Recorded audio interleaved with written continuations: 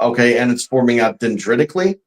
Okay, it's actually forming out dendritically in this exact three-dimensional lattice formation, fractally, which is why it's helical.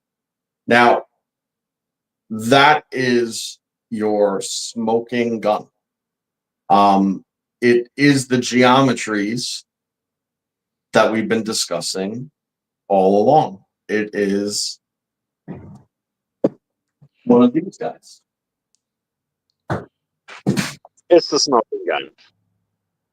Oh, the smoking plasma. All right. Look familiar? Yeah. Tetragrammaton you got going on there. What's up, Now Bernie? go back to the picture. Now, what else do you realize about this? Once you start connecting dots, you realize that not only is it a tetragrammaton, but what does the tetragrammaton do? Because it's all present and geometrically correct in 3 dimensions.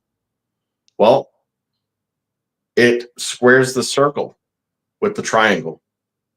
It has all the functional geometries in the proper spot and proportion.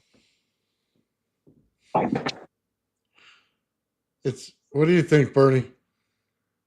I think it's all very synchronistic, happening, exposing itself for a reason, because it's just the architect of our universe. Essentially, it is the God code, and we're cracking it. And I love the work, and I'm just here to listen.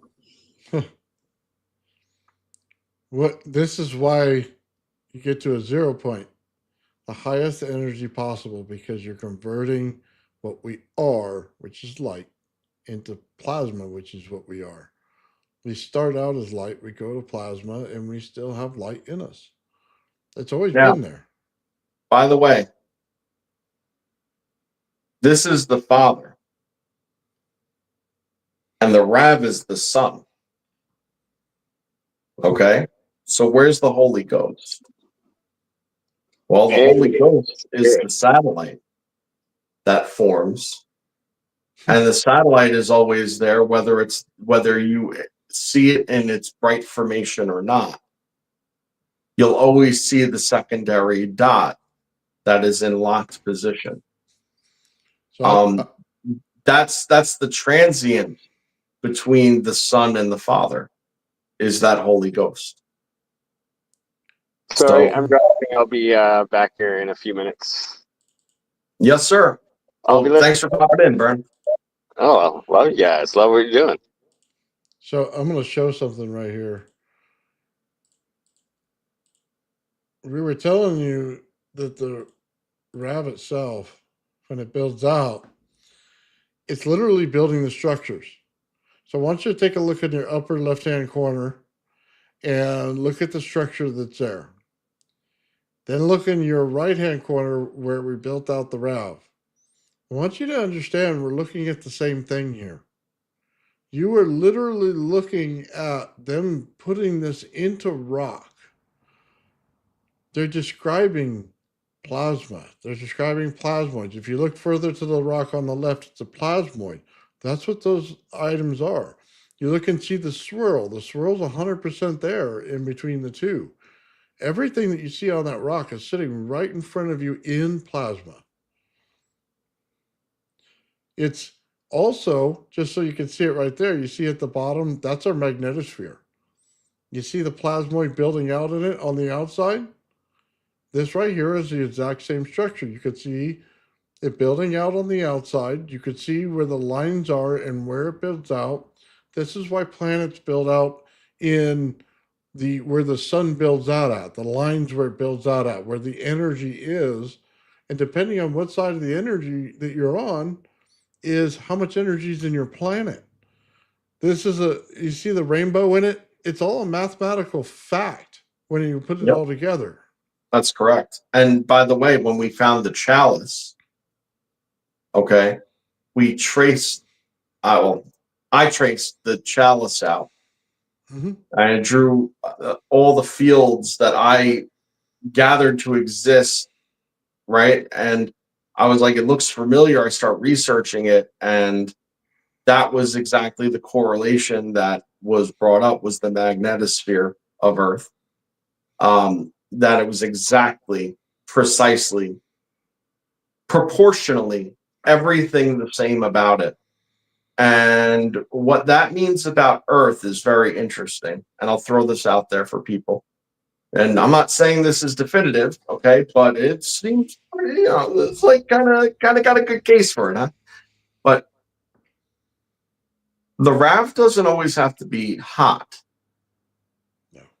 right? The RAV just has to be equal, okay, or asymmetrically equal. It needs to be equilibrium and balance. You see, it's the balance point of the rest of the system that allows for the rest of the system to actually take place. And when you look at Earth, you realize that in our particular case, we could well be something to either the RAV itself, an analogy to the RAV itself, or at minimum the satellite of the RAV, the Holy Ghost part. See? Because again, it doesn't have to be hot, it just has to be in equilibrium. So if the asymmetric equilibrium is cool bias, then you're going to have a lot of trapped high energy state in matter, which means that because it's trapped, okay, it's habitable, because that's what it's doing. And at the core, you see, is a whole nother story. But at the outer rungs, where we are up here, we're just seeing the fruits of the process. Yeah. And that's sort of the deal. Yeah, you can already see this thing. It's starting to change. When you watch the video of this and you watch it in slow motion, you'll see the pink structure right there on the end. It'll rotate back and forth on the outside of the bubble that you're seeing going on there. And in doing that, it'll try to decide whether it wants to be on one side or the other. And it goes to a higher energy state as it's pushed closer to the outside of the bubble, and to a lower energy state when it's inside. It's an interesting watch. I have it on my other channel on my shorts, or you can watch it. I believe I have it on the membership channel as well in the shorts. It's a fascinating video in what you're actually witnessing here. You're seeing plasma play out in in our solar system. It literally describes one or the other. So, Yep. but it also is an ancient writing. That's scary, guys. How many years has that been carved into the stone? Yeah, I mean, realistically, once you understand what it is to form the RAV, if you're a guy like me, you start to also realize things like, well, we have energy. How come I can't be a RAV? But, like, is that what has happened throughout history? Did people understand how to harness this literally within themselves? And what does that mean for the alchemical change of your biological and psychological processes? Like, what does that mean when you create this separation of the hot and cold, and you let it come out in just the right way? What does that mean? And just the physical energy that you have. There's all sorts of sides of this that could have been well understood a long, long time ago, that goes and explains myths and legends and everything like that. And I'm not saying that I believe that unequivocally, but there's reason to believe that maybe that is the case. I don't know that they had the ability to form this with high voltage arcs and this, that, the next thing. There might have been a totally different mechanism that just follows the same exact principle, because you just come to realize that everything comes to be this way. This is the crown of creation. I'm looking up the video for everybody because they were looking for it. Let's see. I'm not sure which one it is.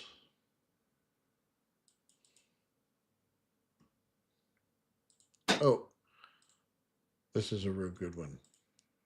Okay. I love this.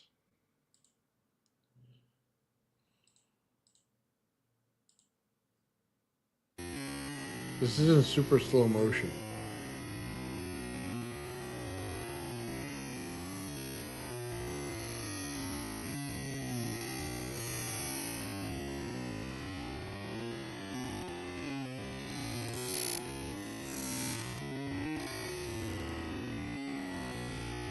Now let me rewind it because there's something you might be missing. There's an exchange that just happened. Mm-hmm. Yeah, we missed. I think we missed it. Yeah, hold on. So you see it? You see it built out. You see the structure, right? There's your light structure, no question, where it is. Okay?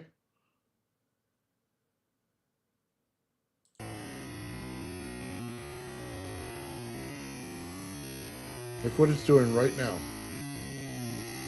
Yep. Right It's there. reaching out to it. It's pulling in from it and feeding to it. There's your exchange. Yep.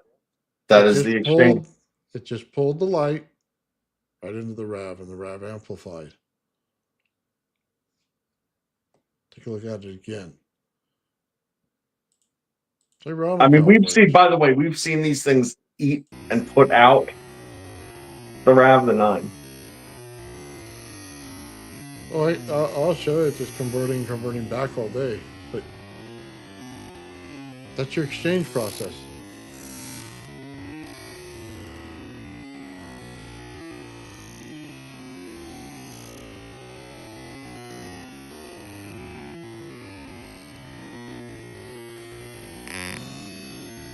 By the way, it puts out Joe's worm. Yep. Yeah, that one was chucking all sorts of crap out of it because it's in such direct relationship in that case.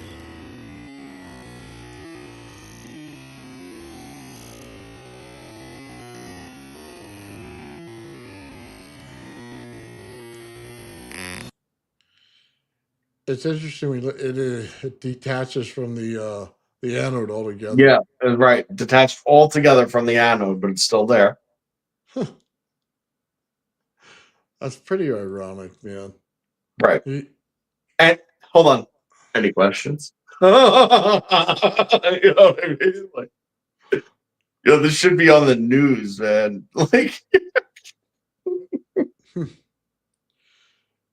yeah, it does look like what Terrence Howard's talking about because he was actually saying something that was true. They just tried to, trip him up with stupid things. I'm just saying, guys, it's right in front of your face. You can decide what you want. I know what it is. Joe knows what it is. And as we start breaking down more footage and we go from regular footage to slow motion and everything else, this is why we want to do a whole series on it, because it's showing things that you normally wouldn't see.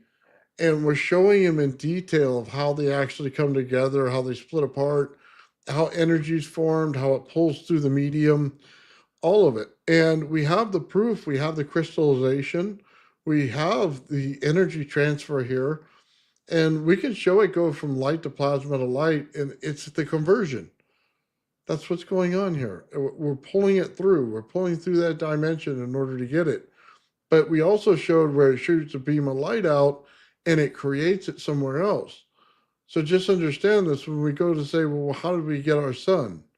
Just understand this on a small level is comparison to the big level. How do you think we got it? Because there's a particle in space doing. What was going on with 3I Atlas? Why was it acting the way it did? Because it was literally structured plasma. It wasn't a comet like they think. Inside of it, you had a RAV inside of it. That's why you get the color difference between the spectrums. And Sean has this on his spectrum analyzer, where it'll actually show you on one side that it's blue and the other side that it was red, I think it was, because it's to the outside spectrums of the light. And it kept flashing back and forth. Well, this is why, because it was never a tail. It was always structured plasma. Because it's doing what we've proposed that it did all along, which is separating the differentials. Mhm. You know, it's and it's interesting because even though it is what it is, it could be the same but in different ways depending on how you configure it, what you bring into relationship with it. Because again, it's the same as building out fields. So when you bring more than one RAV into the same ecosystem, for instance, it changes the relationship. When you put the the matter constituents, you know, as different material, you know, the contents of it is different. It's still doing the same thing, but at the same time, it's doing it with different bits and pieces. It's kind of like how a car is a car, but a Ford isn't a Chevy, right? It's similar in circumstance to that. And, you know, you could build it in different ways to actually achieve different things, and the things that it achieves is everything. Okay, you guys wanted transmutation. This is crystal. Mhm. This is transmutated crystal. This is not the snow. This does not go away. This stays on the surface of the clay itself. And what did Sean get on the spectrogram reading on that? I don't remember, to be honest with you. I don't remember either. It's literally crystal, though. Mhm. This is why things are so important. It's a transmutation. It's got a crystal structure. You can't get away from it.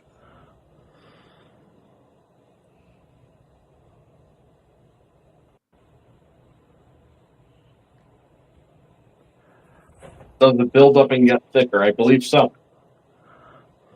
As long as it's in the equilibrium zone where it's recombining, then it's staying. If it's outside of the equilibrium zone, then it's fractal snow and it goes away. So the more you run it, I would presume the more it builds. I know that Sean has several examples that have several deposits. So yeah, I think it does build up.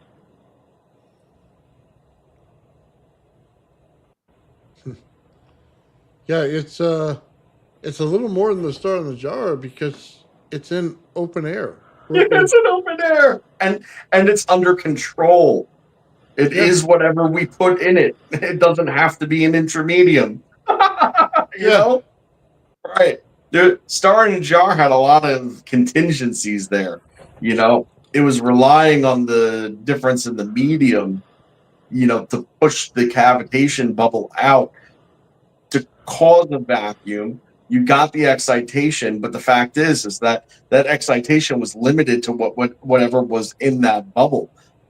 We could put whatever we want in this bubble and make it out of all sorts of various proportions of energy. That's the thing. You move the proportion of energy, and it's still a RAV, but it acts slightly different. You see, that's it. It has to do with the proportion of the energy, which is directly correlated to the frequency and the voltage and the mass. So far, Joe, we've shown light to plasma, and now this is plasma to crystal. Right.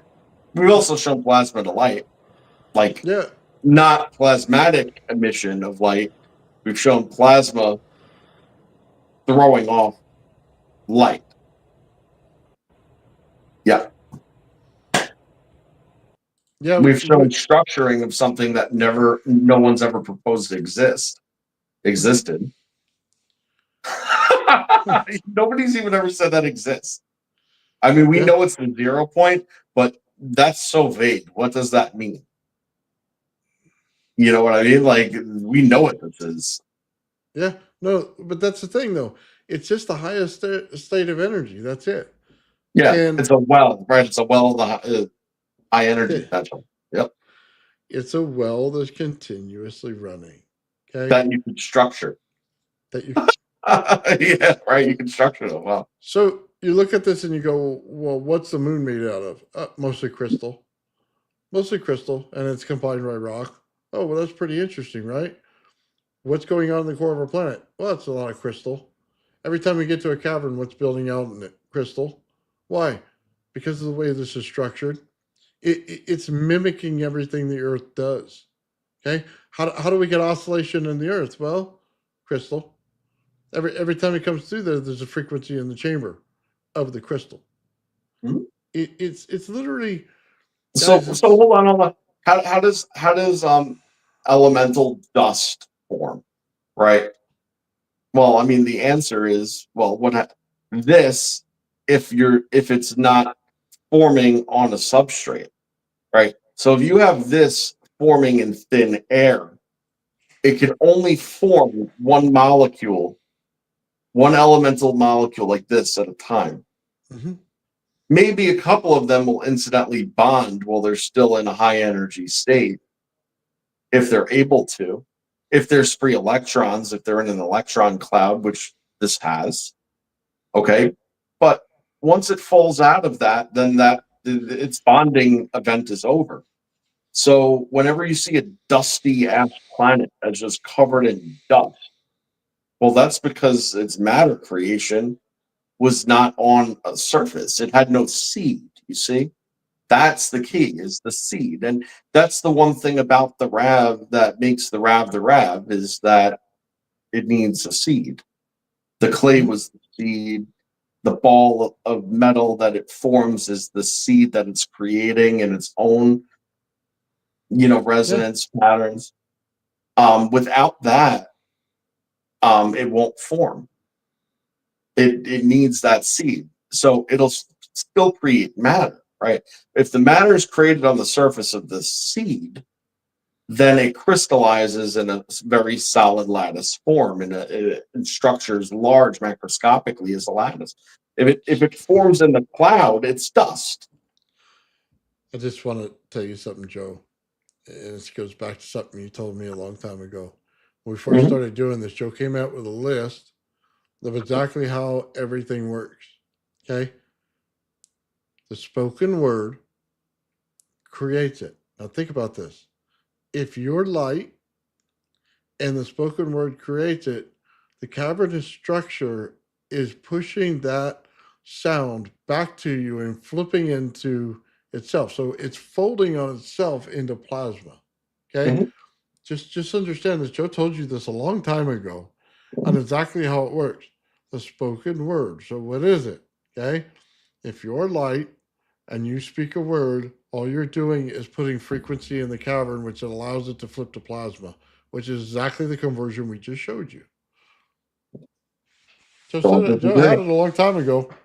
Oh yeah, we could show you an episode where we explained it without knowing what we were talking about. We're like, well, this is what I think, but I don't know how, but it makes sense. Yeah. It just took a little fumbling around and Sean to read 2 lines out of a dated book that he's had for 30 years for him to be like, this guy wasn't able to get this to work all the time. I wonder if I can. Yeah. That's what it took. Because So once I saw this thing, I was like, oh, this is it. This is what I've been talking about all along. This is it. I don't know how yet, but we're going to figure it out. by the way, it's what makes Sean an intuitive genius.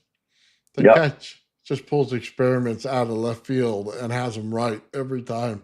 And what I find hilarious, and by the way, I have to go visit where he lives because I have to go to that thrift store that he goes to. Like, I don't know how it works, but like miracles happen in that thrift store where he gets everything that he needs. Like, it just magically appears to him or something, and he takes it home and creates all these cool experiments. It's like, truly magical, man. I Seemingly gotta see how that it place. works. Yeah, seemingly how it works. Yeah, Well, but good things happen for good people. That's what I like to think. yeah, absolutely. But yeah, it's kind of cool, guys. So what we're gonna do, like I said, is we're gonna create a series on this, and we're just gonna go through it.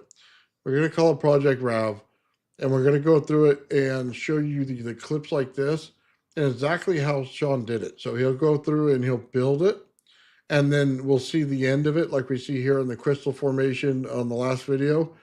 and we'll explain it. And we'll keep doing that until everybody kind of gets where we're going with it and how it builds out. And it gets better and better. That's the crazy thing. It continues to get better because when you start to see the process unfold, it's like dominoes. They just start to fall. You know what I mean? And Yep. then we'll bring in the stuff because when you think about it, you have a spherical structure that's actually built out in resonance, but which actually builds out in the harmonics of it in the fifths, which actually gives you superconductivity and everything, and actually shows the geometrical patterns that we all look at. And everybody goes, well, that's fringe. Well, all those things happened in the RAV, every single one of them. And then you go look at everything around the planet and you go, well, that was carved into stone. How does that fall into it? Well, it's right there.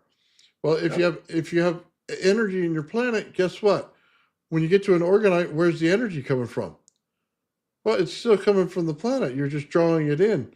Guys, it all makes sense now. Every bit of fringe thing we've always been talking about is actually real science. We Yep. just didn't get to that point where it became science until now. It was an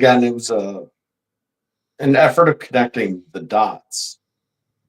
There's no new discoveries, no new observations, even just connecting why and how and in what proportions. And once you understand, if you could get a physicist to understand and say, okay, well, you understand a spark gap and an anode cathode relationship. Yes. Well, we understand how the Earth, draws the charge from the Earth and lightning connects to it, right? Okay, yeah. Okay, so far so good. And then you understand electrolysis. Yes, okay, cool. And once you just get even that far, you're halfway there to understanding it. It's like, okay, so what happens when you create a differential on two sides of things and they meet? Okay, that, right? Okay. And when energy's traveling this way, what is that? Oh, that's a current. Okay. And then when it switches to traveling this way, because that's what would happen here, right? Because what you just said, yeah. Okay. What happens then? And then you just tell them what they already know, show them what it's doing, and then you see it, and you're like, yes, exactly that. That's what it's doing. Things apparently do that, Yeah. Things I love apparently that. do that. Right. Joe's famous saying, things don't do that. Yeah, things don't do that. No, things apparently do that. We're going to have to change it. Oh, I love it, Bill. Yeah. So and that's the way it has to be, because that's the way it is. You see, it's all been figured out already. They just haven't connected the dots. And the whole entire reason is because everything that we do in both theory and with engineering on the electronics end of things, it avoids the one thing that we're doing, which is interrupting a circuit, but allowing it to feed. That's it. You're interrupting a connection of an offset bias, but still allowing it to connect, because you got to remember that things are only as insulative, okay, until you reach the threshold where they're not. And when you cross that threshold, you would immediately say that's a failure. You see, if you were running any kind of electrical system and then all of a sudden the thing is arcing to it and it's trying to pull out and the thing starts hissing, and then all of a sudden a huge ball of fire forms on a surface, you're going to say that this failed. That's not what we wanted to do. End of story. And you don't even look closely at it. You just consider it a failure. So avoid it at all costs. And then obviously if you're bringing something like that in and it fails and it's in close proximity to other stuff, yeah, guess what? Form a RAV on the motherboard of your laptop. See what happens. You know what I mean? Like this sort of thing. Like, yeah, it's going to dematerialize all sorts of stuff. Your laptop's going to smoke. other things are going to fail before it can perpetuate any further. The thing's going to be fried. It's never going to work again. And then you're going to say, this thing's a piece of shit. I'm sending it back to the manufacturer under warranty. And that's it. But that's not what it's meant to do, right? Yeah. So give me a second. I want to pull something up because I want people to see it, and I want you to go visit something. Okay, so go ahead and talk for a second, Joe. Just give me a second. I'm looking for it.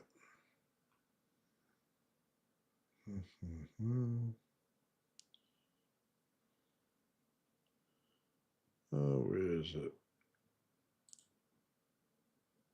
Okay, I'm going to address something in the chat while you look for that. So Robert says it's not transmutation of element, it's bonding, but how? You make some serious monies if you figure out the bonding. Okay, so let's break this down just real quick. All right, I'm going to do this in less than 2 minutes. All right.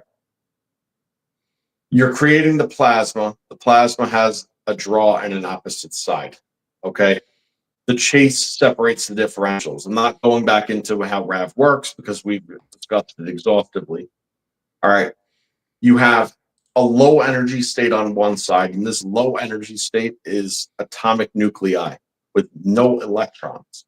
You have high energy state being deposited on the other side, and that's pretty much all electrons. All right. In the middle, you have the RAV working as a centrifugal pump, basically. Okay.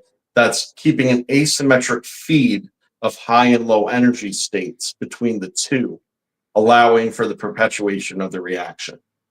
Now, if the RAV contains both the high and the low energy states, and they're not allowed to mix, okay, the RAV also has another side to it, okay, and where the in-between of these two RAVs are, now you do not see the other RAV, okay, because the cathodic side's weird. We'll get there another day.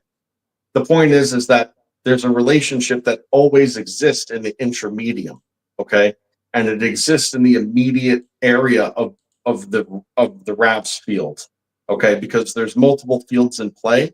They all work off of each other like gears. Sort of how it goes.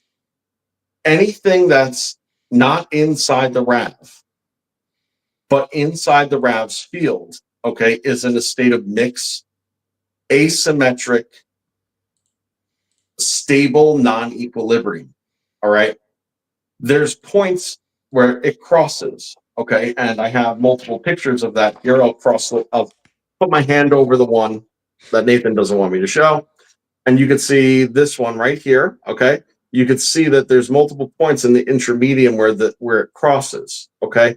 In that entire zone where it crosses, you have free atomic mass and free electrons, okay, which all they want to do is bond, because without one, but for not one, then not the other. And all the energy wants to do is either attack or bond this matter. That's the matter's trick. You see, the energy wants to attack it and break it down, but if it's not coming in at a high density level, okay, then it's not breaking down anything any further. Plus, it's already been broken down. So the only thing it's going to do is actually get snatched up by the atomic nuclei. Why? Because the atomic nuclei has a greater mass. Follow. Okay. Well, now you've accumulated electrons, okay, on this piece of atomic nuclei. But now you have more atomic nuclei and more electrons. So how are they structuring? Based on the resonance of that particular zone. And the resonance is not one thing, okay? It's not one thing. It's multiple frequencies, because each line that goes in has its own frequency that's interacting with the field. These create offset beat frequencies and overall resident frequencies, okay? And it acts as a code. This code creates a standing wave, and the standing wave structures exactly what's going into place. As soon as it's structured, more moves in and structures that same way. And because it structures the same way, and the molecules bond together in their formation, that's analogous to the formation of themselves in the first place.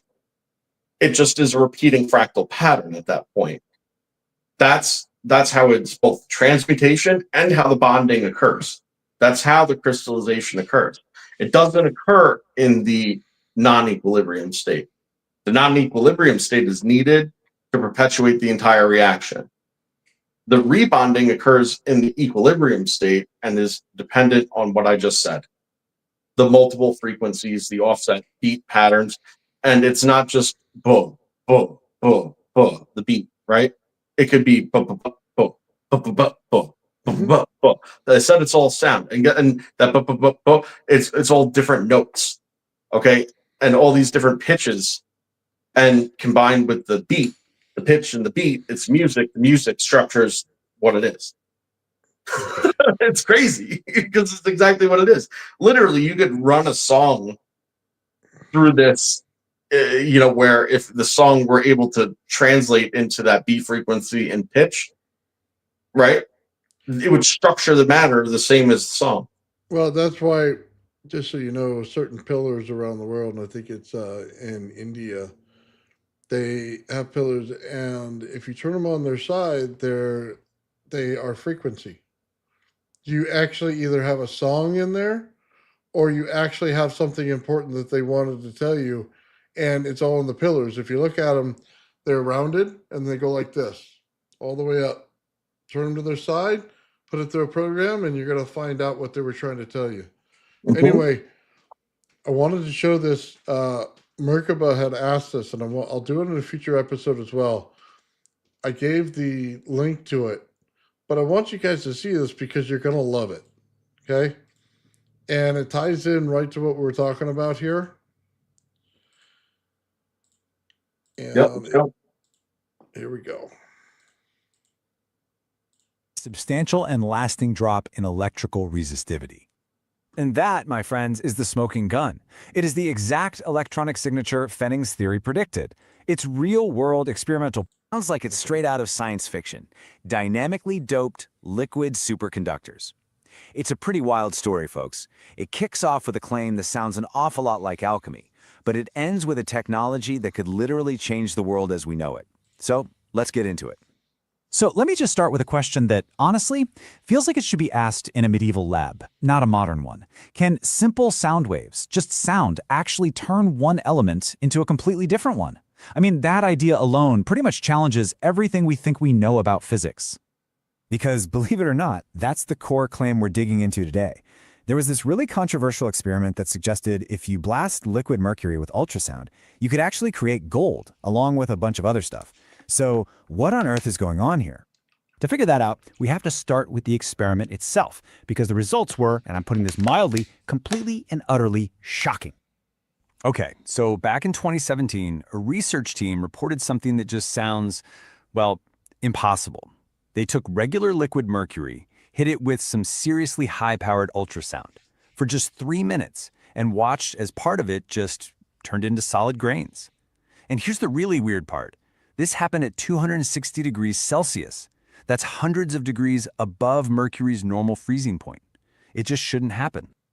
But the real bombshell dropped when they actually analyzed those solid grains. They found a whole zoo of new elements that just weren't there to begin with. We're talking everything from superlight lithium to heavy hitters like gold and even radioactive thorium. It looked for all the world like random modern-day alchemy. But was it truly random? For a few years, this whole thing was just a weird footnote, a scientific anomaly. That is, until an independent researcher, Nicholas Fenning, decided to take a much closer look at that list of elements, and what he found was a stunning, hidden pattern in all that chaos. And this number right here, this is the key, the absolute key to this entire puzzle. When Fanning analyzed the properties of every single one of those new elements, he found a perfect correlation, 100%. 100% correlation to what, you ask? Superconductivity. Yeah, you heard me right. Every single product element, from the titanium to the tin, all the way to the gold, is part of this exclusive club of materials that can become superconductors. Fenning gave this a name, the quantum selection rule. It was this massive blinking sign that whatever was happening, it was anything but random. And this is the point, you see. This pattern changes the whole story. It goes from being this bizarre, no way that happened kind of anomaly to a genuine scientific mystery that needs a solution. It's a puzzle that suggests some new kind of physics was at play, a hidden mechanism that for some reason loves to create superconductors. So, to explain this puzzle, Fenning came up with a whole new theory. He calls it the runaway galvanic boost, and it is a totally radical way of thinking about how matter can be fundamentally reorganized. Okay, so the theory starts with this wild idea called the supercoherent quantum state. The thinking is that the intense pressure waves from the ultrasound don't just shake the mercury atoms around. Oh no. They actually force the messy, chaotic liquid into a super-organized, synchronized structure. It's like a mosh pit at a concert suddenly snapping into a perfectly synchronized marching band. And this chart here just nails the difference. In a normal liquid, atoms are all over the place, right?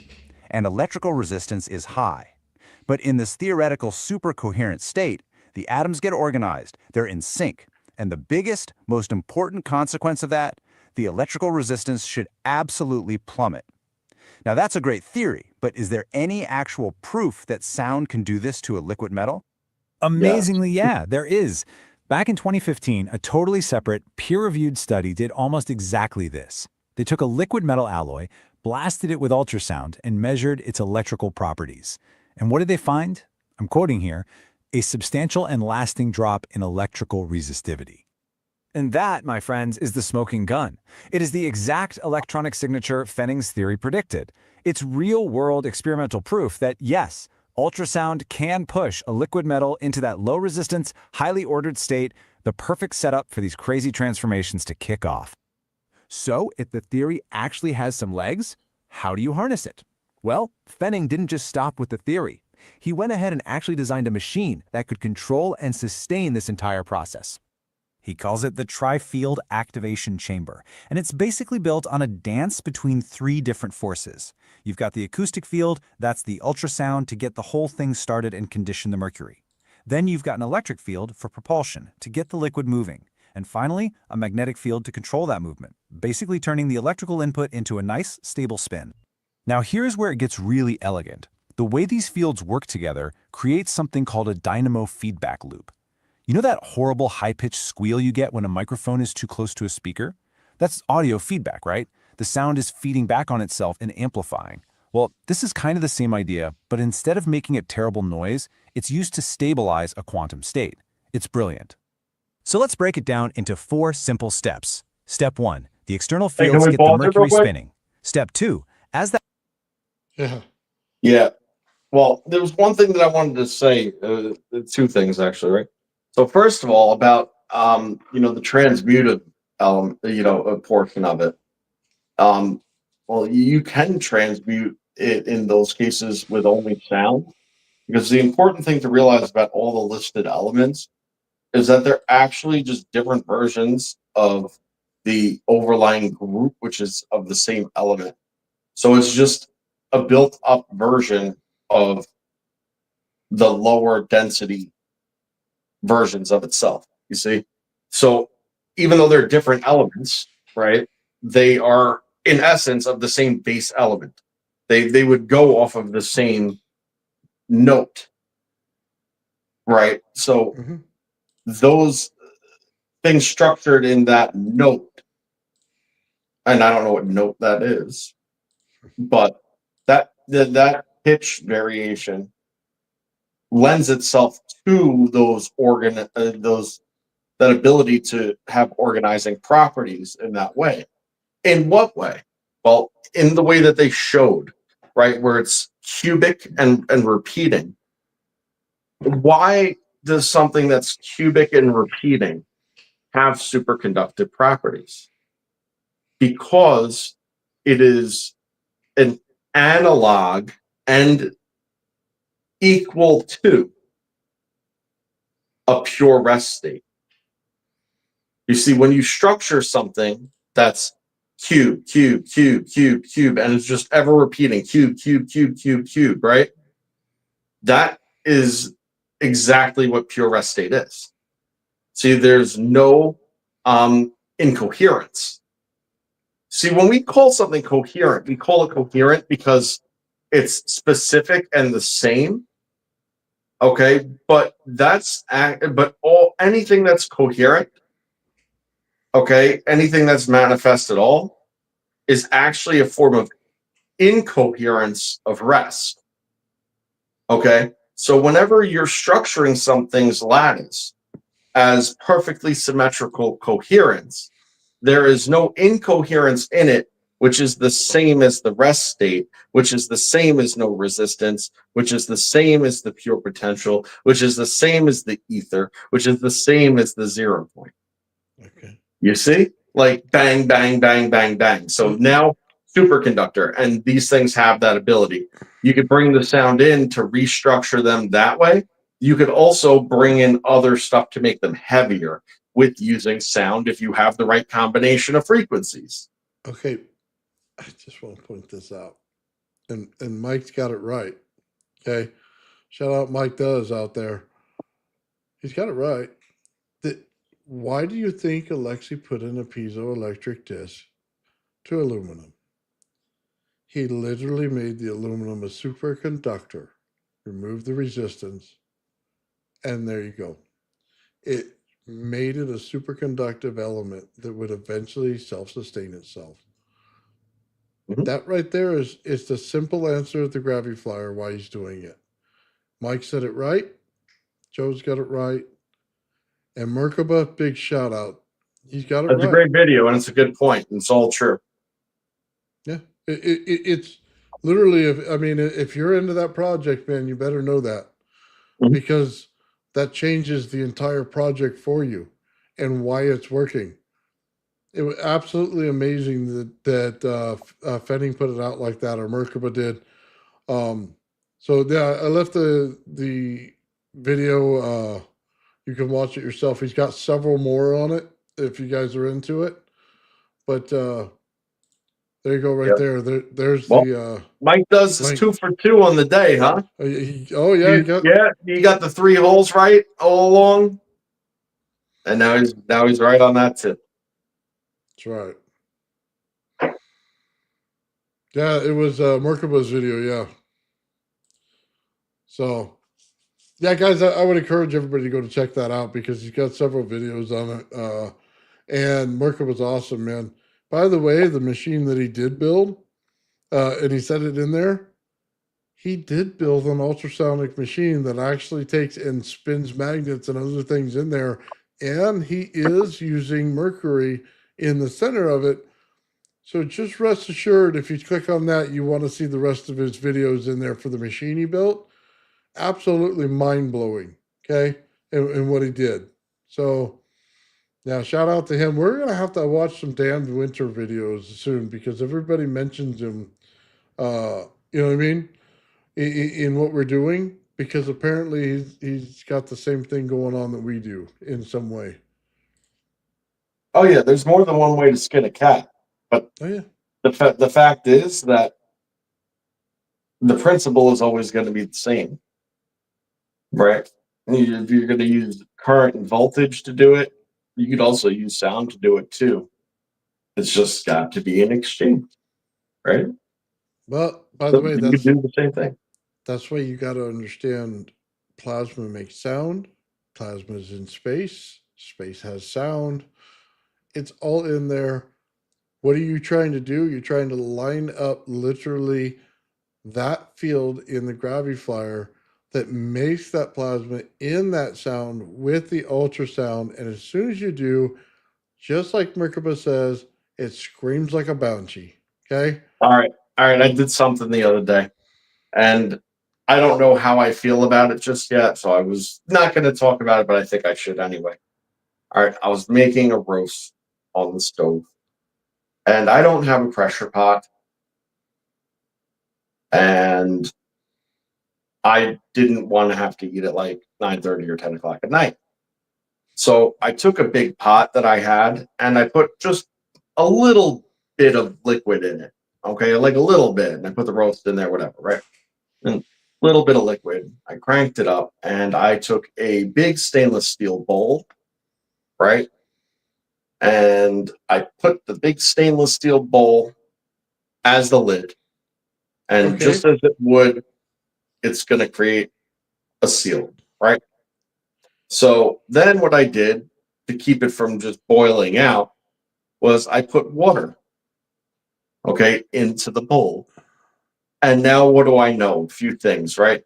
I know that it's not going to blow up because as soon as the pressure level gets enough to lift that amount of water at like however many pounds, it's going to blow off and it's not going to be at a dangerous level, right?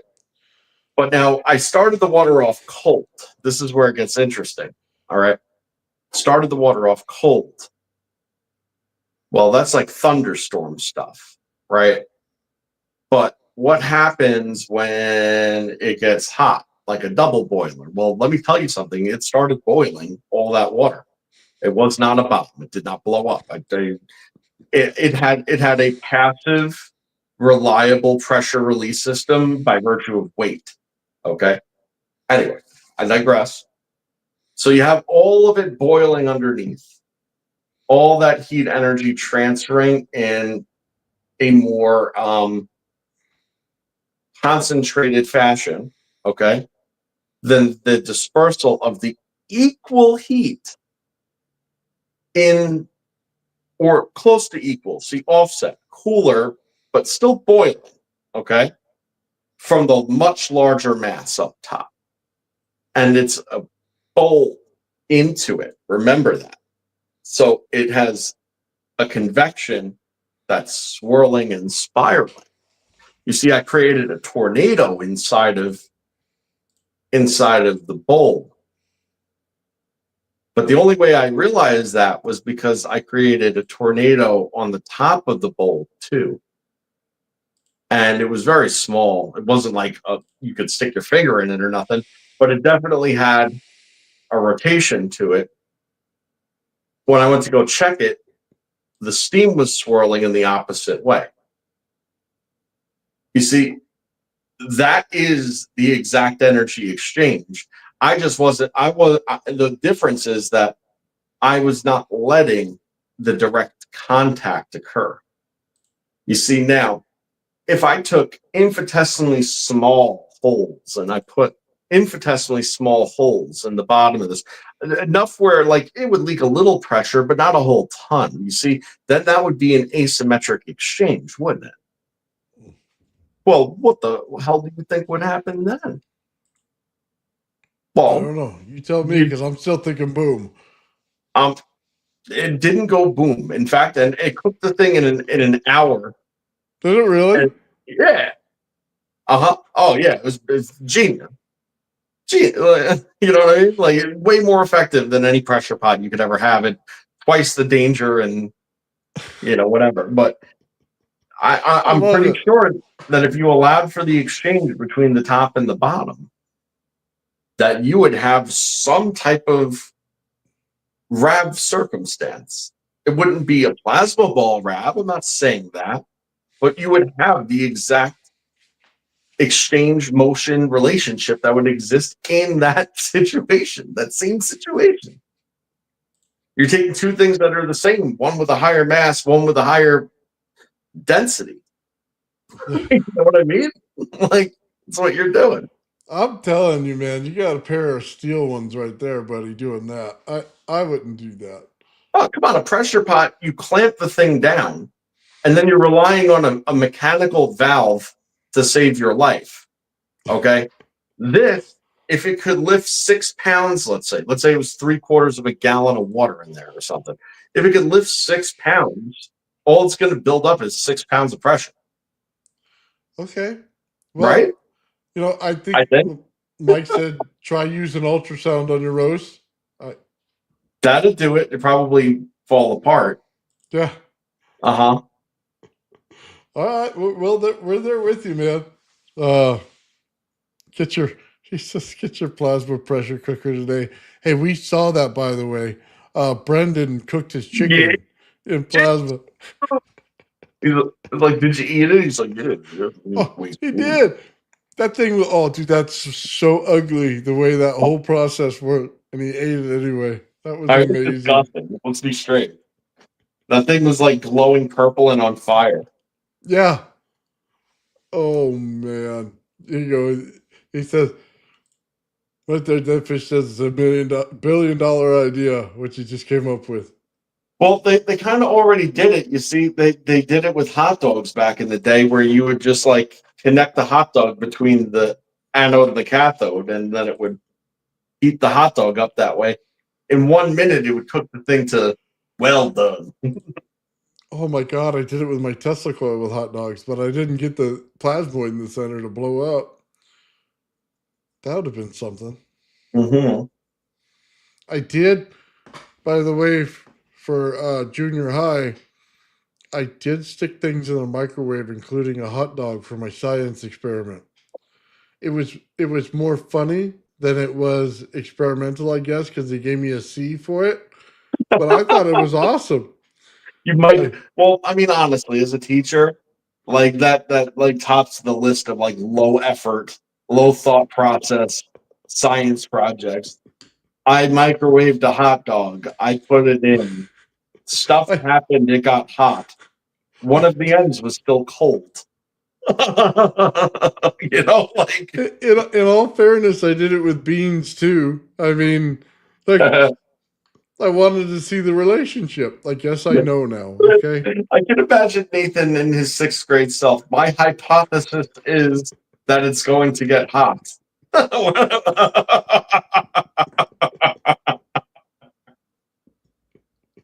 You know what I mean? Like,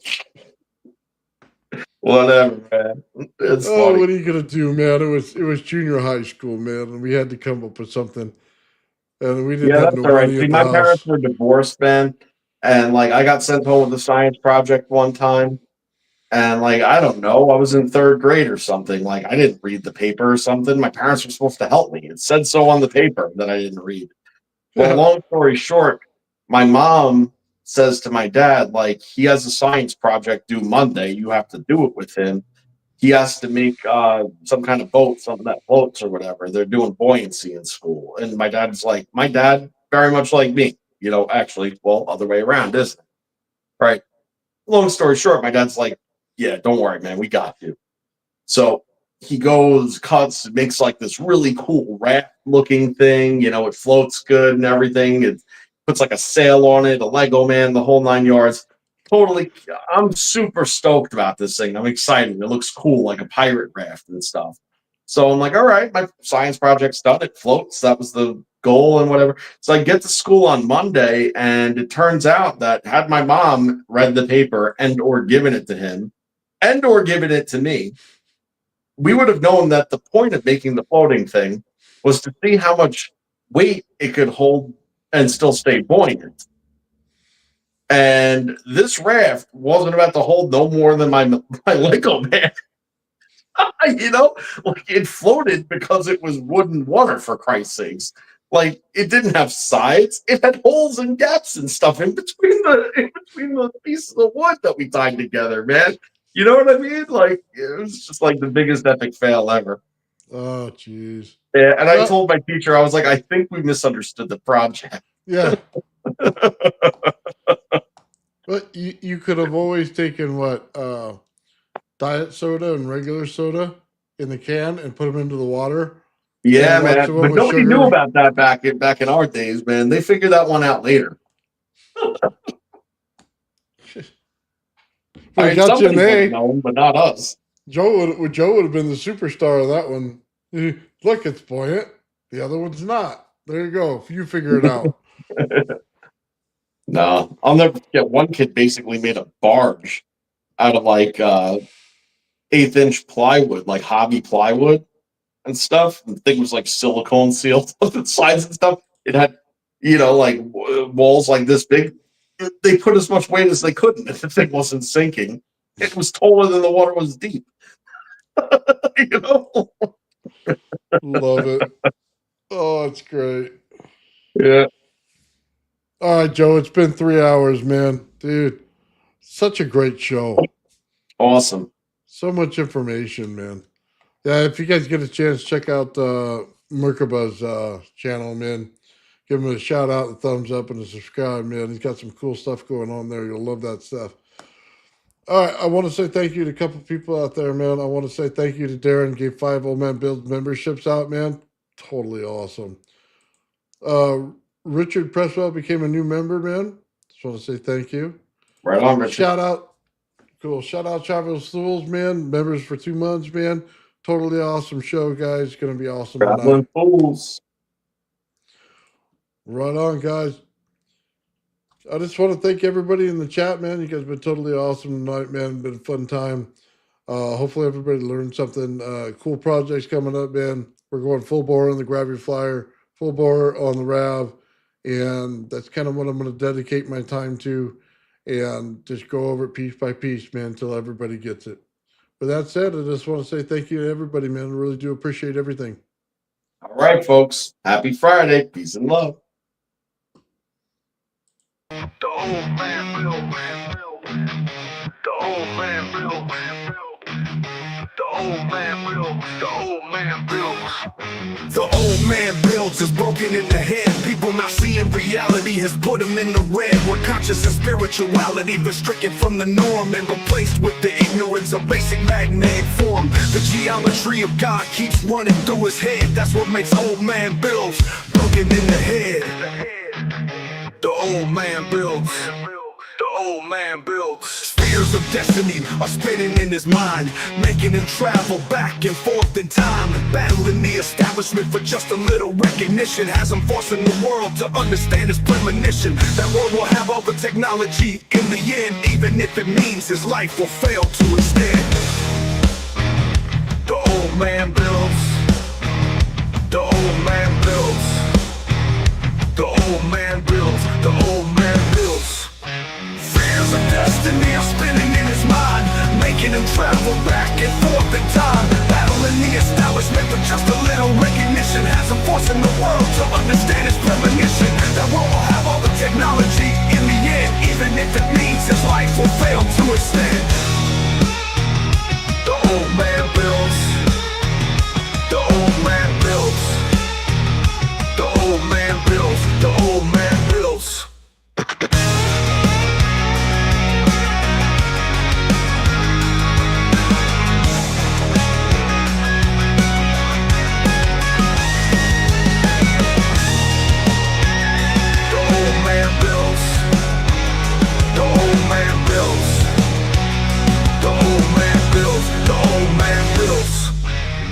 Fears of destiny are spinning in his mind, making him travel back and forth in time, battling the establishment for just a little recognition. Has him forcing the world to understand his premonition. That world will have all the technology in the end, even if it means his life will fail to extend.